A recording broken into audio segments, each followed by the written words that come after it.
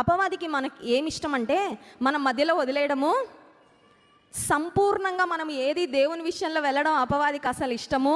సంపూర్ణంగా దేవుని కార్యాలు చేయడం ఇష్టం ఉండదు, సంపూర్ణంగా దేవుని కొరకు జీవించడం వాడికి ఇష్టం ఉండదు, సంపూర్ణమైన సమర్పణతో బ్రతకడం ఇష్టం ఉండదు, సంపూర్ణంగా దేవుని మహిమపరచుట అపవాదికి ఇష్టం ఉండదు, సంపూర్ణంగా సిద్ధి జరిగే వరకు మనము వేచి చూడడం కూడా అపవాదికి ఎన్నడూ ఇష్టము ఉండదు. అందుకని అపవాది ఏదో ఒక విధంగా మనల్ని డిసప్పాయింట్ చేయాలని, నిరుత్సాహపరచాలని, కృంగదీసి మనల్ని వెనుతిరిగిపోయేలా చేయాలని వాడు ఖచ్చితంగా ప్రయత్నము చేస్తాడు. కానీ సుమయోను నుండి మనం నేర్చుకోవాల్సిన ఒక ప్రాముఖ్యమైన విషయం ఏంటంటే, మెస్సియా యొక్క రాక కొరకు, రక్షకుని యొక్క ఆగమనం కొరకు చాలామంది ఎదురు చూశారు.